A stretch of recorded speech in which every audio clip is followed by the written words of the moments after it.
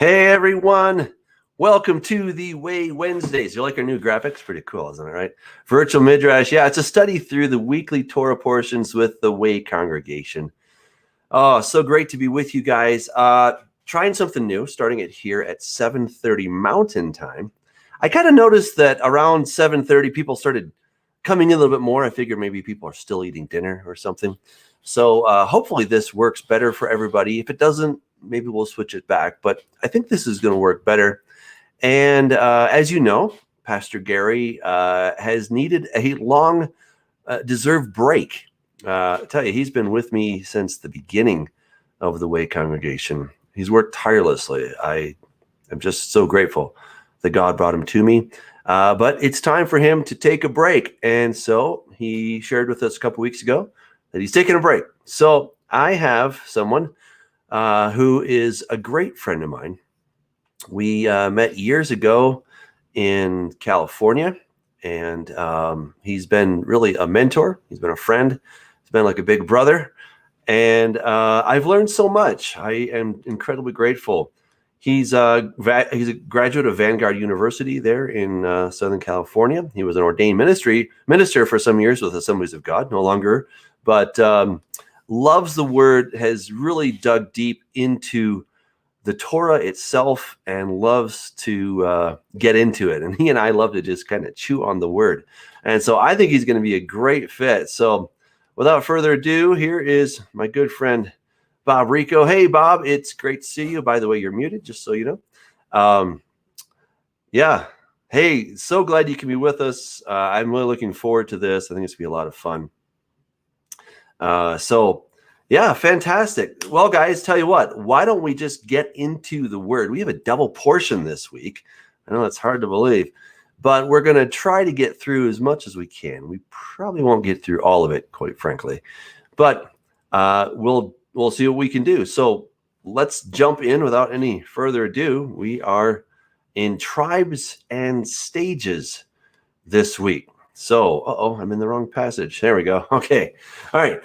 Then Moses spoke to the heads of the tribes concerning the children of Israel, saying, "This is the thing which the Lord has commanded. If a man makes a vow to the Lord or swears an oath to bind himself by some agreement, he shall not break his word. He shall do according to all that proceeds out of his mouth.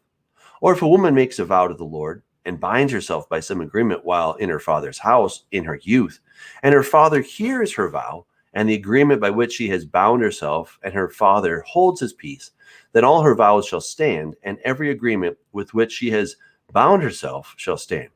But if her father overrules her on the day that he hears, then none of her vows nor her agreements by which she has bound herself shall stand, and the Lord will release her because her father overruled her.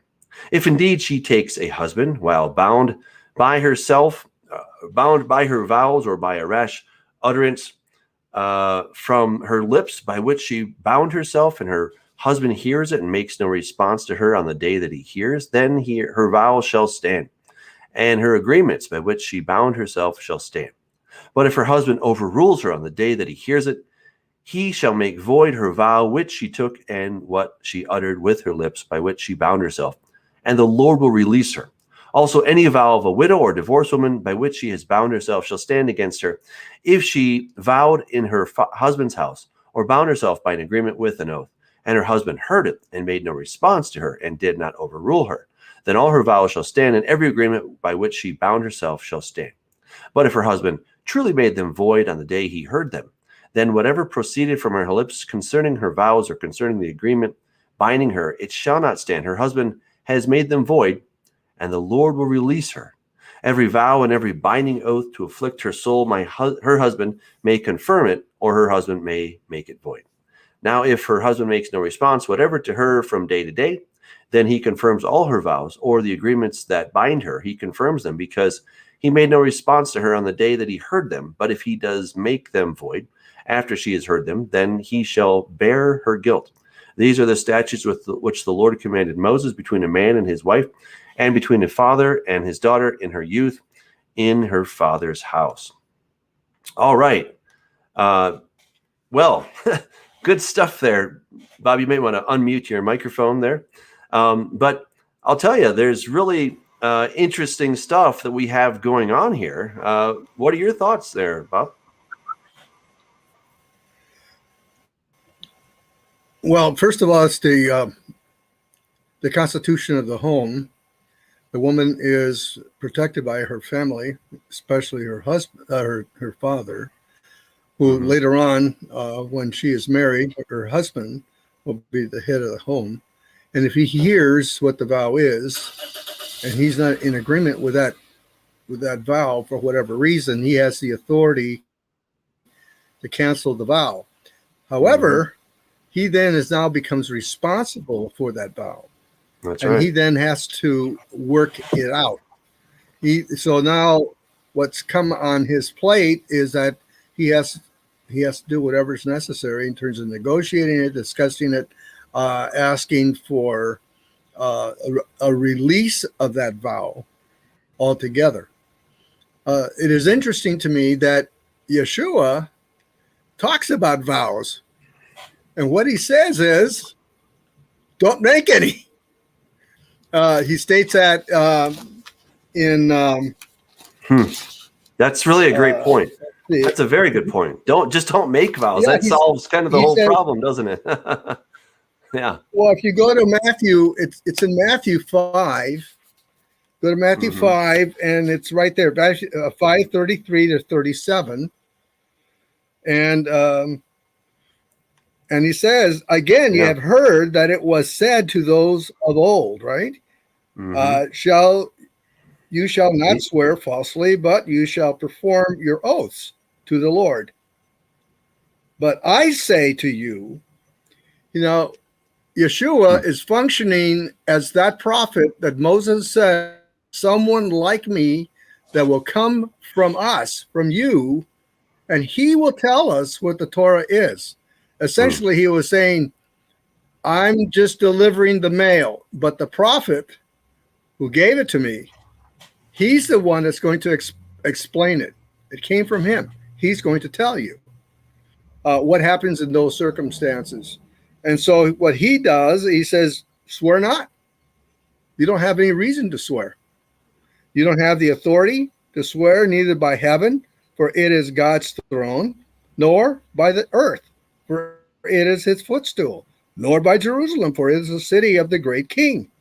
Nor shall you swear by your head, because you cannot make one hair white or black.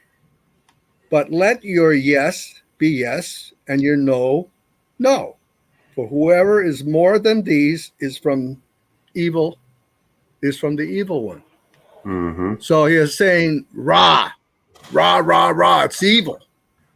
It's evil if you do that, which really moves into a whole different realm in terms of being a believer. He says, make your reputation built on your reputation, not on somebody else's reputation. Right. In other words, how do I know that so-and-so is going to? Yeah. How do I know someone's going to do this? Well, because he swore. He took a vow, and therefore I know that it's legit. Rather, Jesus is saying, look, don't do any of that just stuff. But when you say yes, people know, oh, I know that Doug is going to do this, because when he says yes, he means yes, right? And when he says no, he means no, right? That's what Jesus wants us to get to, instead of having to, put all these, vows. I promise and I swear by the gold of the temple or something like this, right? That's the idea. Yeah. Well, the other thing, bringing that up to a life lesson right now. Do you put an ichthus symbol or a religious symbol on your business card? I think not. And people who, especially sales guys, they always want to go to a church, and then they get a list. They get a list of the membership group, right? And then they start making their cold calls. and well, wait a minute. Where are you from? I'm part of the congregation. No, you aren't. Are you known? Are you part of a group? Are you here? How long have you been here? So that whole reality we have to really deal with, is, what is your reputation? What are you known as? If you're a great provider of service, then on your website you'll have all these testimonials, and they'll say, this guy's the greatest guy since sliced bread. If you want a mechanic, this guy is fair, and he's excellent, and he's competent, and he tells you when it's going to be delivered.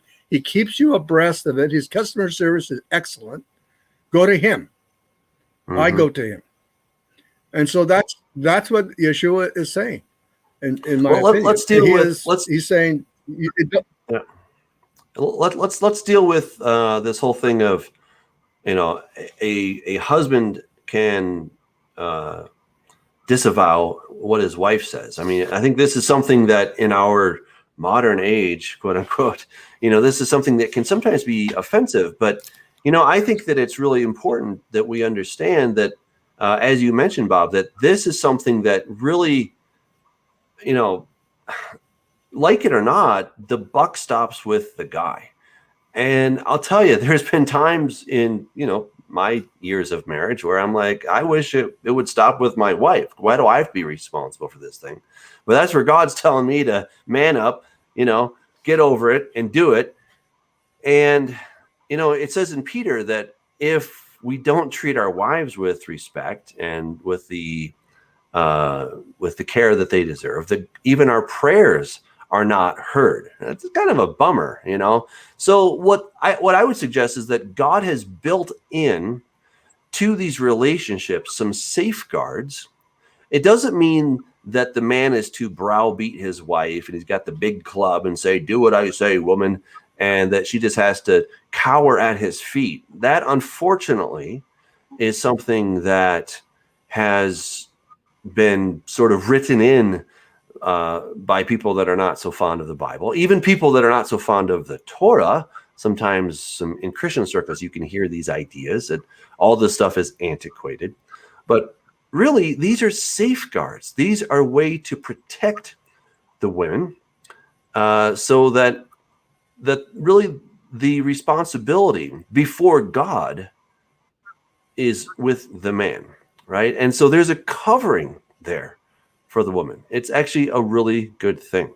There's a covering. It's a beautiful thing. But of course, there's some exceptions, right? If a woman's not living either with a husband or in her father's house, let's say that she's widowed or she's divorced, or I don't know, it's unlikely that somebody back then would have been single living by themselves, but I guess it's possible. In those cases, then the vows that they made would stick.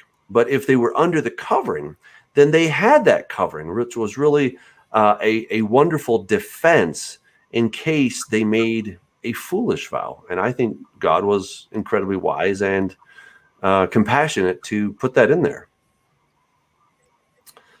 Yeah. Hey, why don't we go to the next chapter? There's a lot to get through here, so we'll keep moving. So Numbers 31. All right, now this is the Midianites conquered. And the Lord spoke to Moses, saying, take vengeance on the Midianites for the children of Israel. Afterward, you shall be gathered to your people. So Moses spoke to the people, saying, arm some of yourselves for war, and let them go against the Midianites to take vengeance for the Lord on Midian. 1,000 from each tribe. Of all the tribes of Israel you shall send to the war. So there were recruited from the divisions of Israel 1,000 from each tribe, 12,000 armed for war. Then Moses sent them to the war, 1,000 from each tribe. He sent them to the war with Phinehas, the son of Eleazar, the priest, with the holy articles and the signal trumpets in his hand. And they warred against the Midianites, just as the Lord commanded Moses. And they killed all the males. They killed the kings of Midian with the rest of those who were killed, Evi, Rechem, Zur, Hur, and Reba, the 5 kings of Midian. Balaam, the son of Beor, they also killed with the sword. And the children of Israel took the women of Midian captive with their little ones, and took as spoil all their cattle, all their flocks, and all their goods. They also burned with fire all the cities where they dwelt, and all their forts. And they took all the spoil and all the booty of man and beast. Then they brought the captives, the booty, and the spoil to Moses, to Eleazar, to the priest, and to the congregation of the children of Israel, to the camp of the plains and of Moab by the Jordan across from Jericho. And Moses, Eleazar the priest, and all the leaders of the congregation went to meet them outside the camp. But Moses was angry with the officers of the army, with the captains over thousands and captains over hundreds, who had come from the battle. And Moses said to them, have you kept all the women alive? Look, these women caused the children of Israel, through the counsel of Balaam, to trespass against the Lord in the incident of Peor. And there was a plague among the congregation of the Lord. Now therefore kill every male among the little ones, and kill every woman who has known a man intimately. Keep alive for yourselves all the young girls who have not known a man intimately.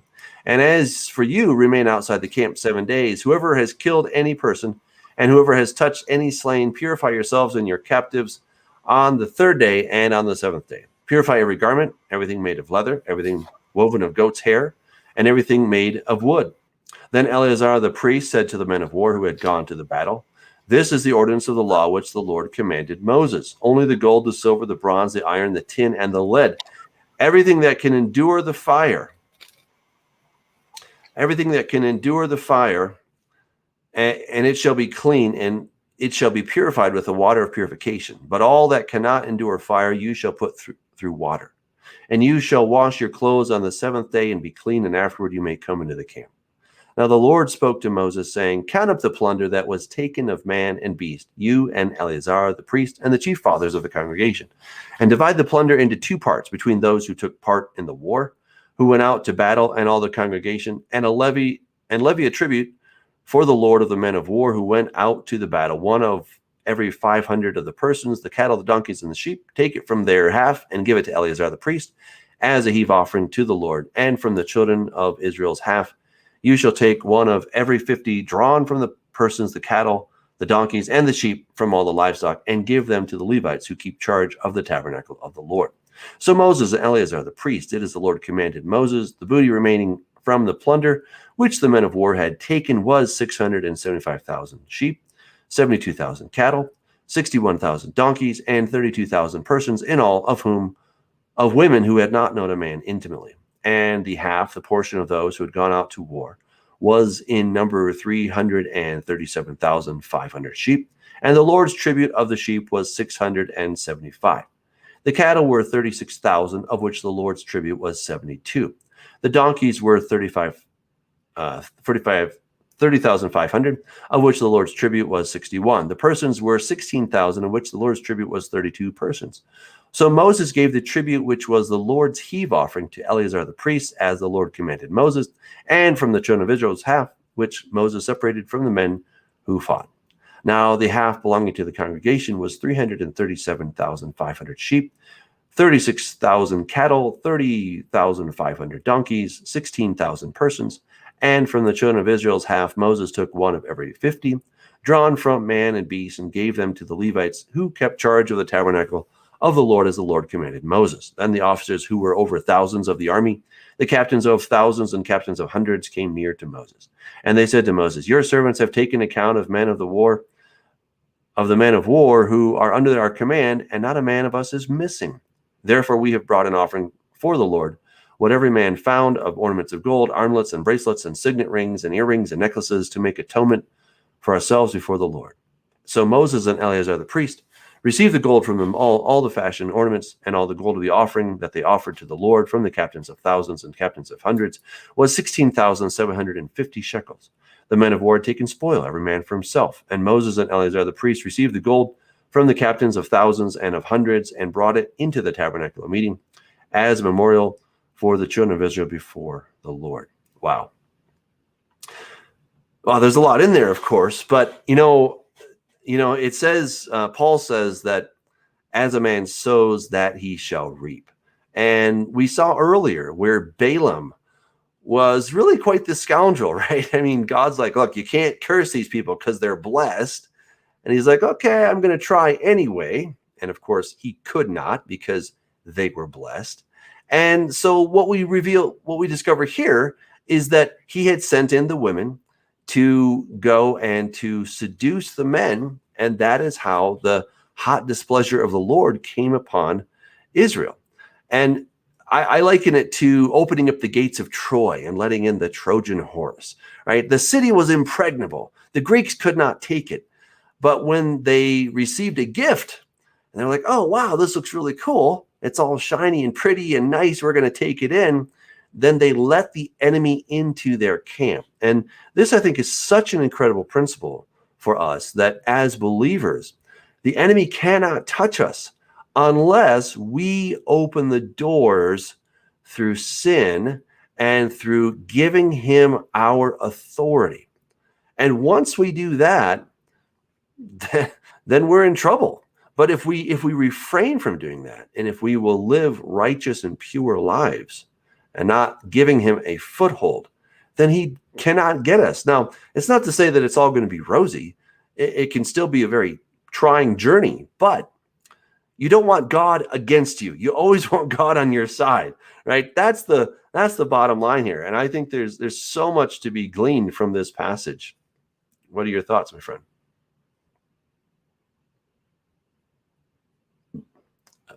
You're muted, by the way. You're muted, Bob.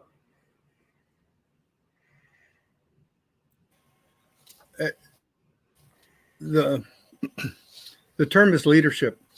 There's not a place that I can find in Scripture where you're not talking about one major element, and that's leadership.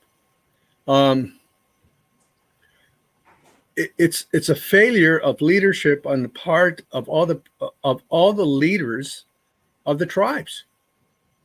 No one asked the question, what are we doing absorbing these women? I can understand your attraction, which cost a tremendous number of people in the camp, in the city, in the nation, because we're more interested in participating with these women, and ultimately never even taking into consideration what had been done. They were like clueless as what the principles are that were in operation. And if they did, they just overlooked them and just kind of sheepishly brought in, and all they were concerned about was their own lust. Period. That's the real story. And it was a failure of leadership on every level, from the princesses and the leaders themselves of each one of the tribes, the elders, etc. They said nothing. That's what speaks the loudest. They said nothing. Maybe if we run this by Moses and he realizes that we didn't even lose one guy, and look at the booty that we got out of this whole thing, maybe that'll influence him, and then we'll kind of sneak in the women into our camp. Oh yeah, you're going to bring in a foreign god, have your children there with them. You're going to have those women in your house and probably get very special treatment compared to your wife. And you think God's going to bless this. And well, I'm a good leader. I hadn't even thought about that.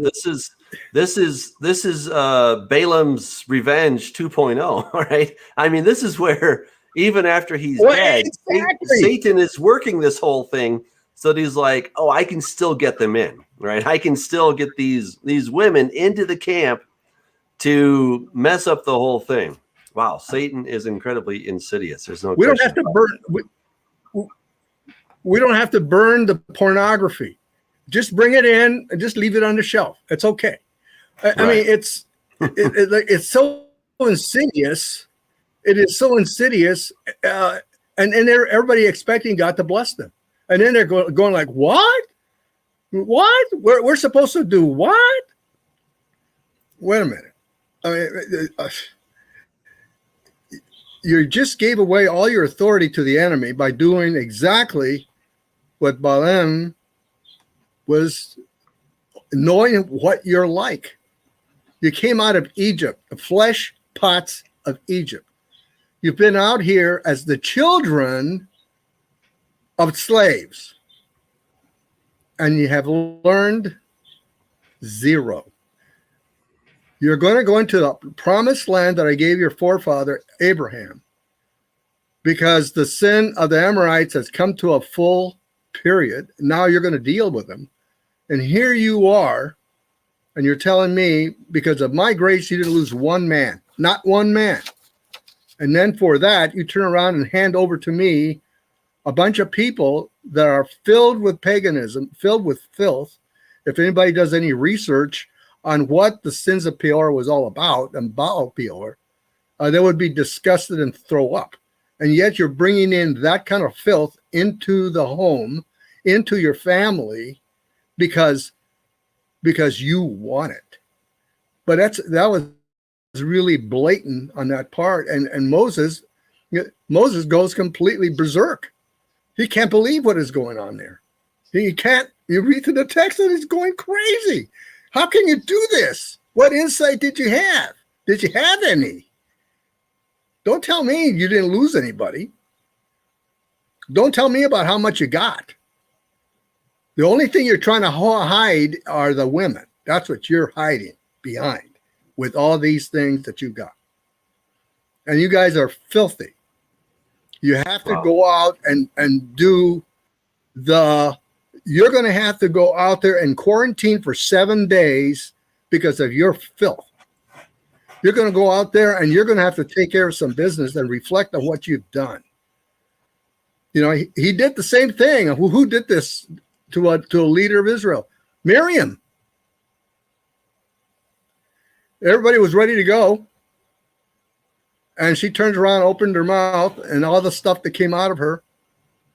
And God turns around and he says, okay, you're the top prophetess in this camp.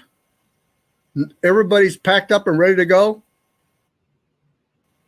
No, they're not going anywhere because you have offended God and you've offended your brother, and you're going to go outside the camp with this cancer and you're going to have to deal with it.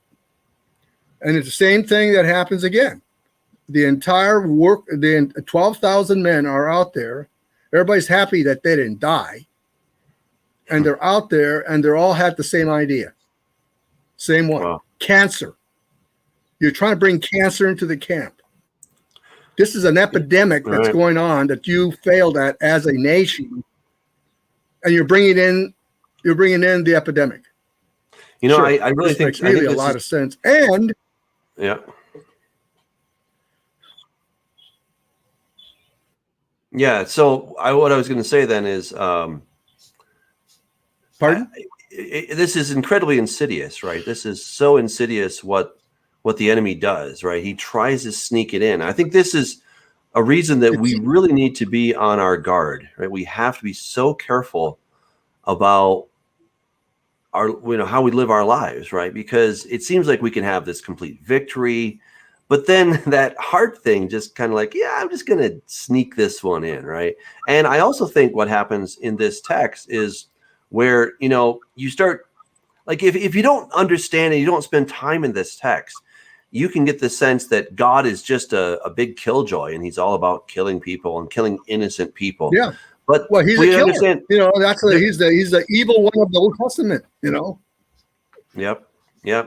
That's what he's labeled as, unfortunately. But it's not true. If you take a good solid look at the text, God is protecting people because Satan wants to get in there and to get those footholds in there. Look, let's be really clear about this. God is the one who created pleasure. He created a whole garden of pleasure. It's called Gan Eden. Right, Eden means pleasure.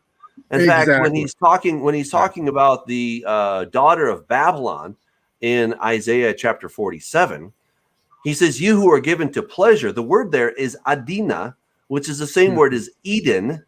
Eden. It's the same word, right? But God is the one who created the Garden of Eden, the garden of pleasure. So he's all about pleasure. He says, "At my right hand there are pleasures forevermore." But what Satan tries to give us is a counterfeit of that pleasure. He tries to give us something that is fleeting. It's gone in just a breath, and it will not last, and you are left chasing the dragon. That's what he wants us to do. And that's what the woman that rides the beast is all about. She is that lure to to suck people into this alternate lifestyle, if you will, so that we stop following the God of life who gives us joy, who gives us a promise and a future, to then start serving the God of death. That is ultimately what's going on here. Go ahead. And that's what PR was about. And, you know, they were into the religion of naturalism, and I will not discuss what the practices were in this naturalistic religion they had that ended up with death and with child sacrifice and everything else that was in between. But the fact is that we allow ourselves, for whatever reasons, to neglect our families, and the body is wondering why we don't have children that return to the body. Why, as soon as they get to 16 years old, they disappear. They disappear. By the time they're going to college, they totally disappear, and you'll be lucky if they come in for a meal with the family once a year for Thanksgiving or whatever. And that's because of negligence. That's because the men have failed at being the head of the home. And the society is a feminist society. We've allowed the culture to begin to dictate to the believers what we ought to do. And it was the same circumstances. The principles are still the same. They do not change. What were these men going to tell their sons? You know, what were they going to tell them? And what kind of children were they going to be producing? Did they think about that? Or were they just thought about the gold, the pleasure, and that was it? And they really took over the Midianites.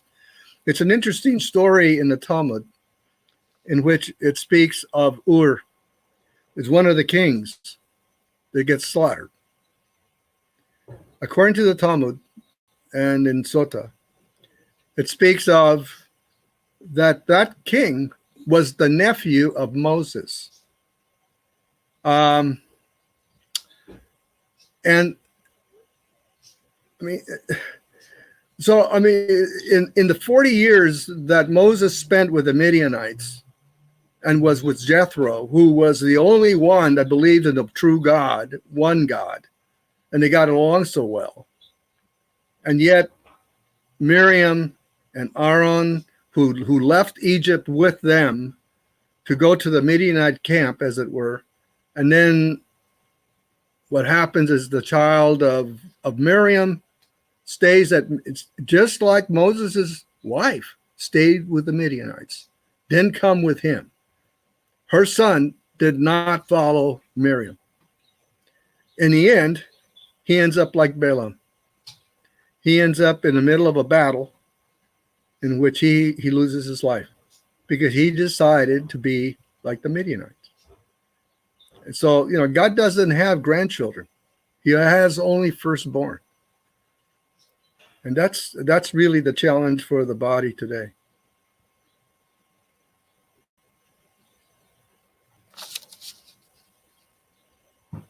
Hello? Yeah, absolutely. Absolutely. Yeah. Sorry, I was trying to unmute myself. But I just want to point out there's a little bit. Yeah. Sometimes I'm the host and the producer here. So, you know, there's kind of an issue going on. Yeah, exactly. So there's an issue going on in this text, right? So remember back when Phineas did his whole thing, right? They were warring, or the Moabite women came in, right?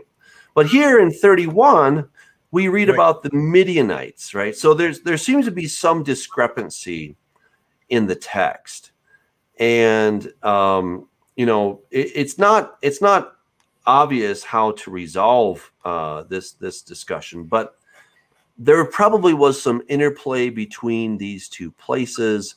The names may have been used interchangeably to some degree, but understand that we're talking about really, you know, it was the king of Moab who came. So it wasn't necessarily the Midianites as we think of that area down south, but this is a bit more toward the north.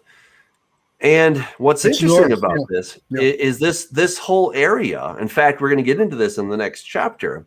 What is this whole area called? It's called Bashan, right? It's the area of Bashan. This is where they fought against King Og of the Bashan. And if you happen to read my book, you know that I discovered that he was called the king of the snake dragons. That's what that word Bashan actually means, is Bashmu from Akkadian. It means snake dragon. In fact, I have a copy of my book here. And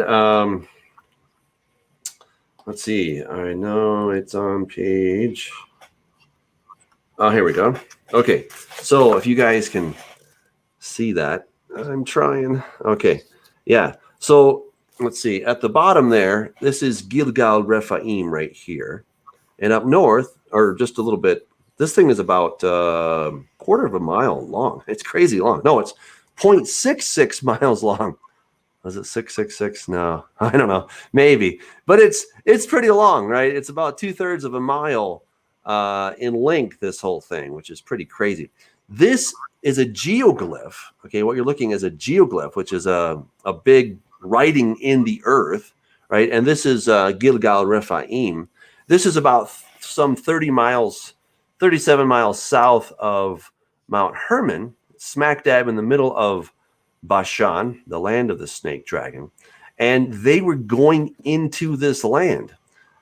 So this whole thing very much has something to do with being in the land of death. I mean, and what's incredible is that when Jesus came along, he was fighting against those who were in the land of death. If we go back to Matthew chapter 4, Matthew chapter 4, it says, and leaving Nazareth, he came and dwelt in Capernaum, which is by the sea in the regions of Zebulun and Naphtali, that it might be fulfilled which is spoken by the prophet Isaiah the prophet, saying, the land of Zebulun and of Naphtali, by the way of the sea, the people who sat in darkness have seen a great light. And upon those who sat in the region and shadow of death, light has dawned. So when David says, though I walk through the valley of the shadow of death, he's talking about this area. How do I know that? Well, if I go back to Isaiah chapter 8, what is Isaiah saying here? He says,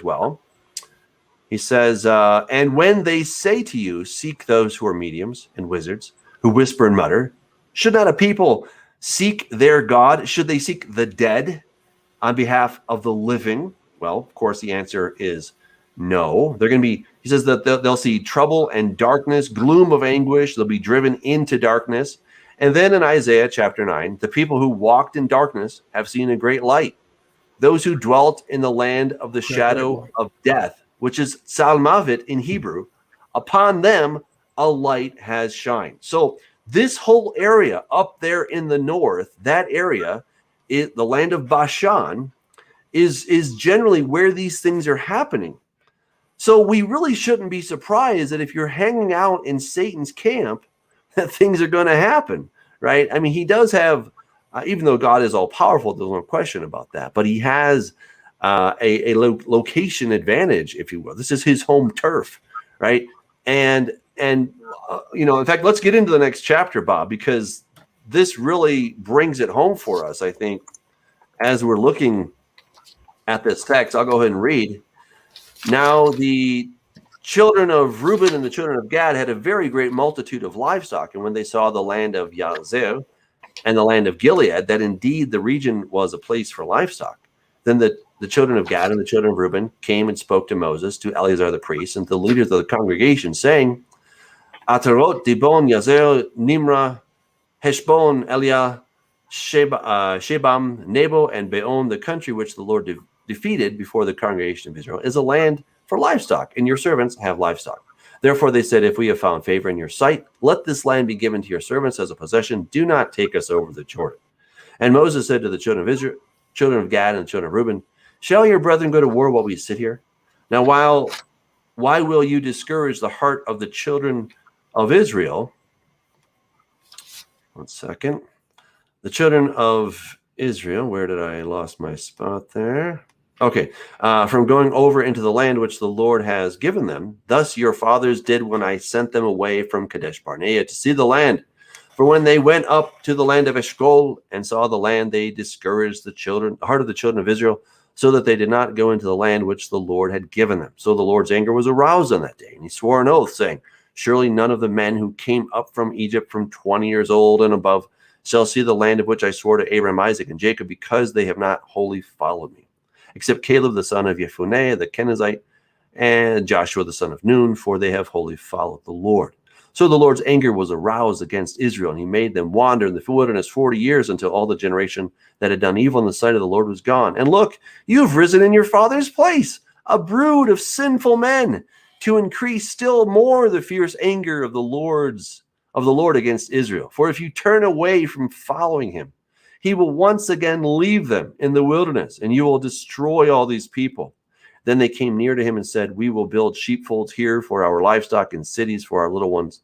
But we ourselves will be armed, ready to go before the children of Israel until we have brought them to their place, and our little ones will dwell in the fortified cities because of the habits of the land. We will not return to our homes until every one of the children of Israel has received his inheritance. For we will not inherit with them on the other side of the Jordan and beyond, because our inheritance has fallen to us on this eastern side of the Jordan. Then Moses said to them, if you do this thing, if you arm yourselves before the Lord for the war, and all your armed men cross over the Jordan before the Lord until he has driven out his enemies before him, and the land is subdued before the Lord, then afterward you may return and be blameless before the Lord and before Israel. And this land shall be your possession before the Lord. But if you do not do so, then take note, you have sinned against the Lord, and be sure your sin will find you out. Build cities for your little ones and folds for your sheep, and do what has proceeded out of your mouth. And the children of Gad and the children of Reuben spoke to Moses, saying, your servants will do as my Lord commands. Get our little ones, our wives, our flocks, and all our livestock will be there in the cities of Gilead. But your servants will cross over, every man armed for war before the Lord to battle, just as my Lord says. So Moses gave command concerning them to Eleazar the priest, to Joshua the son of Nun, and to the chief fathers of the tribes of the children of Israel. And Moses said to them, if the children of Gad and the children of Reuben cross over the Jordan with you, every man armed for battle before the Lord, and the land is subdued before you, then you shall give them the land of Gilead as a possession. But if they do not cross over armed with you, they shall have their possessions among you in the land of Canaan.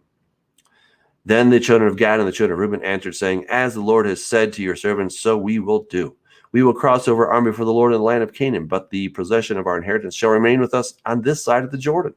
So Moses gave to the children of Gad, the children of Reuben, and to half the tribe of Manasseh, the son of Joseph, the kingdom of Sihon, the kingdom of the Amorites, and the kingdom of Og, king of Bashan, the land with its cities within the borders, the cities of the surrounding country. The children of Gad built Dibon and Atarot and Aroer, and Arot and Shofan and Yazer and Yogbeha, Beit Nimrah and Beit Haran, fortified cities and folds for the sheep. And the children of Reuben built Heshbon and Elialeh and Kiryataim, Nebo and Baal-Meon, their names being changed, and Shibma, and they gave other names to the cities which they built. And the children of Machir, the son of Manasseh, went to Gilead and took it, and dispossessed the Amorites who were in it. So Moses gave Gilead to Machir, the son of Manasseh, and he dwelt in it. Also Yair, the son of Manasseh, went and took its small towns and called them Havot Yair. Then Nobah went and took Kenat and its villages, and he took Nobah after his own name. Wow. All right. Well, I'll tell you. So what they were saying is, we want to stay in the land of Bashan. Bob, you and I were talking about this earlier this week. And in fact, you brought this out. This was, I thought, a great point, is that we don't understand, right? We can see things, right? Oh, this is a great land. Looks really great. I don't see any enemies here. Of course not, right? But there is a spiritual battle that's taking place. And these are things I've been bringing out in the study in the book of Mark, which is so cool, because the book of Mark is always like immediately. And Jesus had authority and did this, right? It's just like, bim, boom, bam, right? It's Jesus got the machine gun, right? And he's doing war. He's taking the war to that side. It isn't that Jesus is like, oh, you demons are really annoying, I'm going to have to deal with you. No, Jesus was going into their land, going into the land of darkness, and he was taking them out. And I think what the children of Gad and such and Manasseh they don't understand is that just because you can't see your enemy doesn't mean he's not real. In fact, he's very real, incredibly real. What are your thoughts, Brian? Well, when we were talking about this, it was really puzzling to me. They had just gotten a lesson in dealing with their own lusts, and how easily they fell into that trap. They have, I don't see necessarily where Abraham was promised the land of Bashan. I see that on the west side of that Jordan, it was all there. It was the Canaanite territory. This part is not Canaanite, but but it was the same people occupying. I mean, they had the Nephilim as well, and they had all these the giants and what have you on both sides of the river. But what's interesting to me is that that's a life lesson for us today in this Midrash is the Torah speaks to behaviors and to principles, and then he gives us history. We're going to go through some of the Torah. It seems to be boring, but is it? When we take a hard look, God has painstakingly given us a step-by-step manual of how to serve him. We get bored with hearing about history. We get bored to hear about, this is a principle that happened here. These are the paradigms that are repeated time and time and time and time again. We don't want you to go out and participate in any of these paradigms and get involved with them because they're going to give you the same result. But I have given you a paradigm to follow in my way. If you walk in my way, you'll be fulfilled. I'm not demanding that you become, you have to be my servant. He is saying, I want you to be my son. I want you to be my daughter. I want to protect you. I want to make sure that you flourish, that all the gifting that I have provided inside of you can flourish.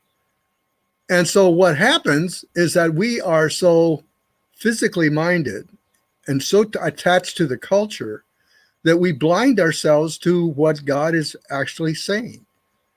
He is saying all these things around you change.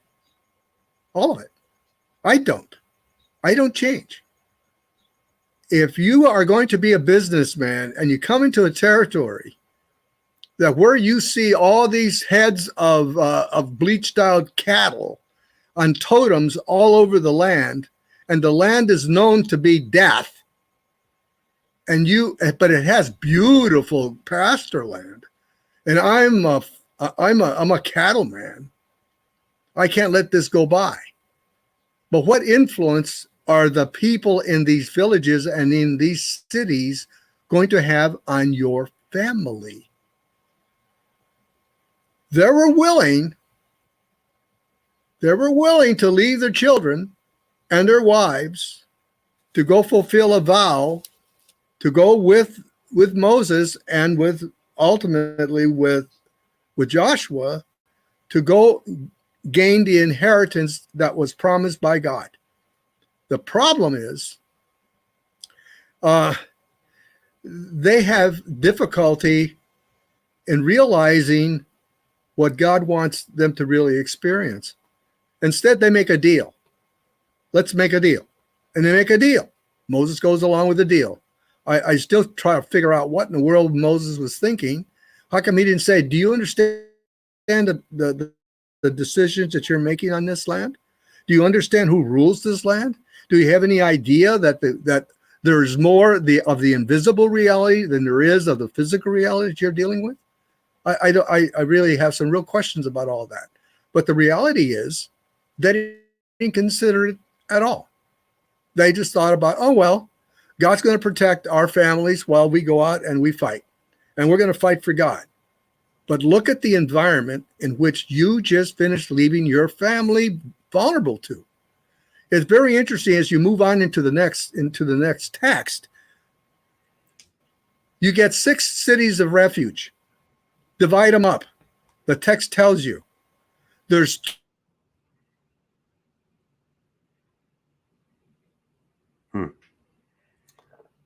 Yeah, those Bob froze.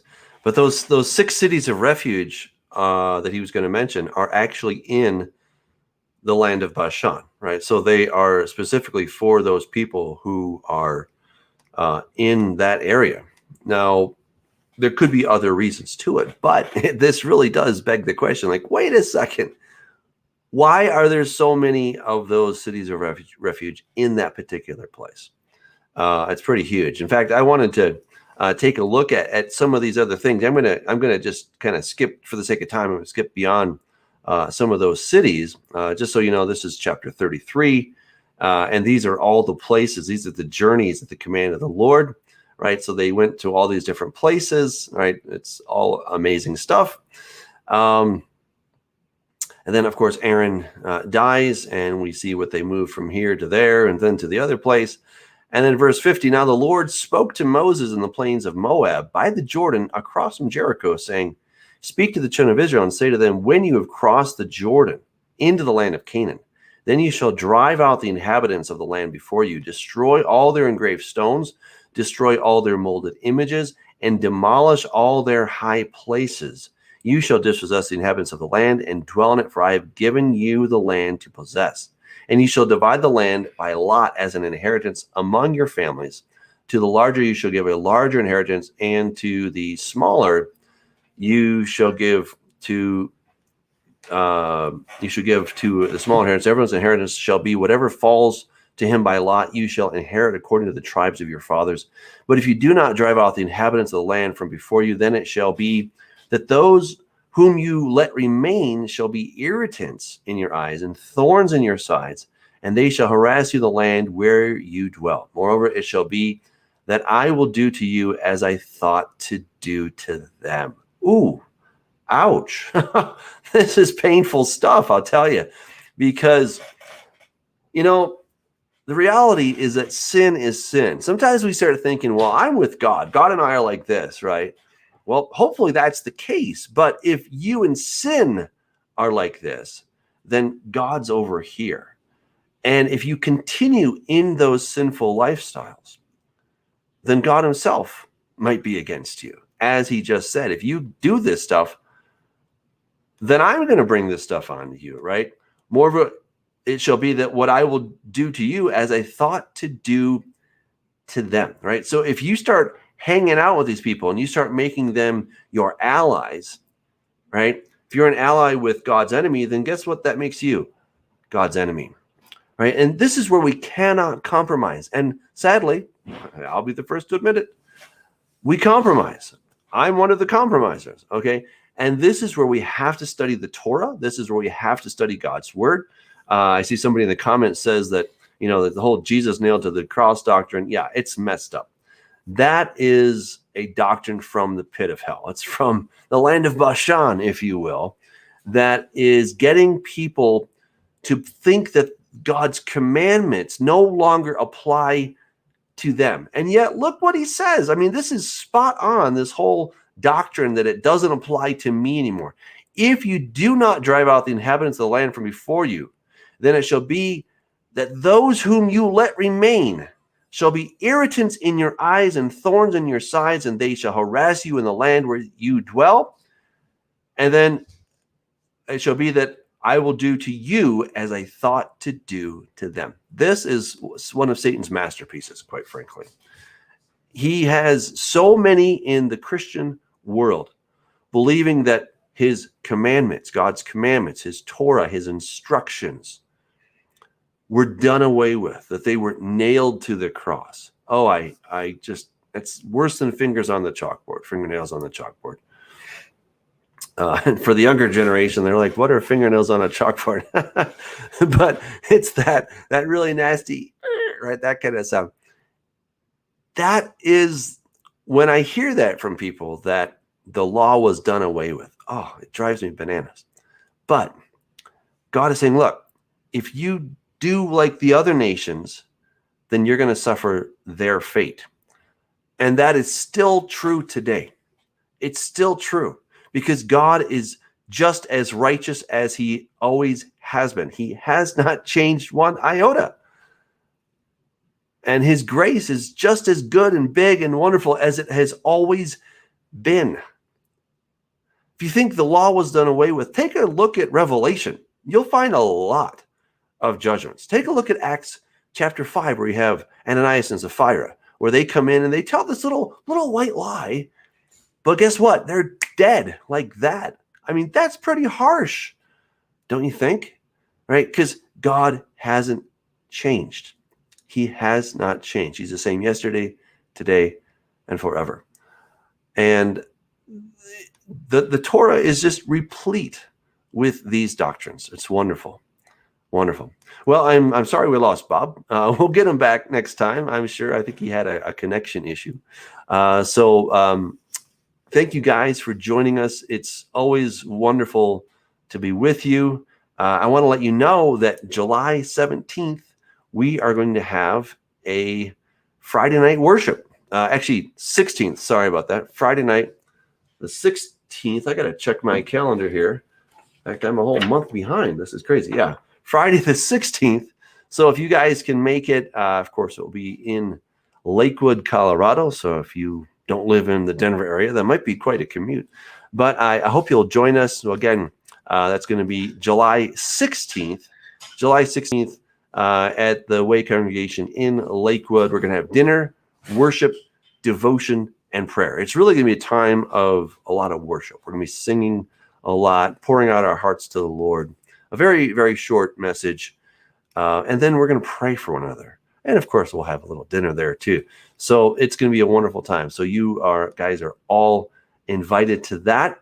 I also want to remind you that tomorrow night I will be having the Prophecy Roundtable with John and Scott. And we have a special guest this week, Joel Blackford. I'm really looking forward to this. So this should be good. It should be really a wonderful time.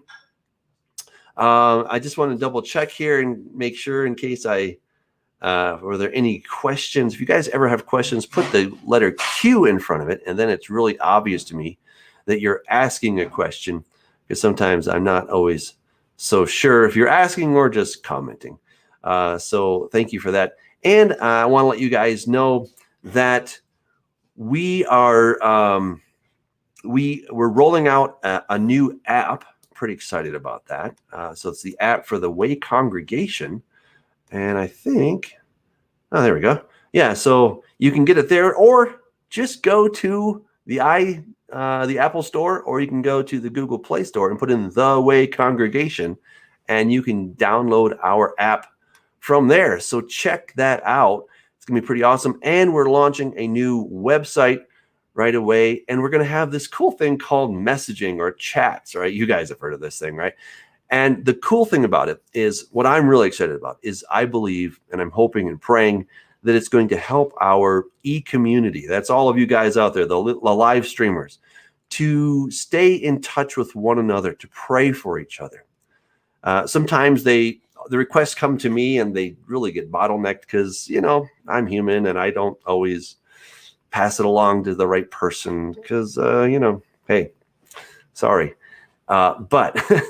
But I'm trying to remedy that by having this chat feature so that you guys can talk directly to one another and pray directly for one another and not have to go through me. Because, I'm the weak link in the chain here. No doubt about it. So that's going to be pretty cool. So be looking for that. It's coming out. Get the app. The messaging is already on there. We're starting it. We're going to create these different threads or different chat rooms within there so that you guys can share what's on your heart.